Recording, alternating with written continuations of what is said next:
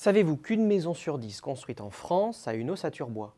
Et je ne vous parle pas ici des chalets de montagne ou des villas d'architectes haut de gamme. Non, je vous parle de ces maisons en bois, plus classiques, qui fleurissent un peu partout dans l'Hexagone. Pour s'en convaincre, il suffit de regarder ce graphique. Comme vous pouvez le voir, les ventes annuelles ont quadruplé en 10 ans, passant de 5 000 unités par an à environ 20 000 en 2011. Une véritable performance quand on sait que les mises en chantier de logements individuels ont diminué de 10% au cours de cette période. Une performance avec une construction résidentielle en difficulté. Mais alors comment expliquer le succès rencontré par les maisons en bois? Pour répondre à cette question, attardons-nous sur les motivations de la demande. Tout d'abord, les constructions en bois sont simplement dans l'air du temps.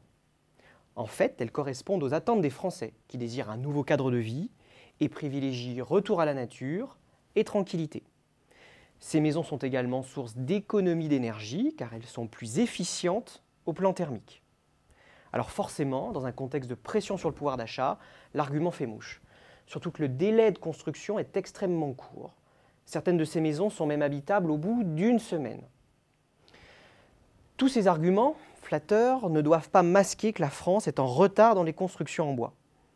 Le taux de pénétration des maisons en bois n'est que de 10% en France, alors qu'il atteint 30% en Allemagne. Un retard culturel, mais surtout un retard dans l'organisation de l'offre. Pour rattraper le retard, il est essentiel que l'offre se structure.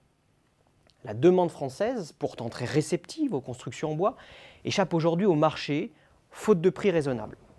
Les opérateurs doivent réduire les prix et donc les coûts pour évangéliser le marché. Pour cela, il faut absolument industrialiser le processus de fabrication. Mais la standardisation des produits ne sera pas suffisante.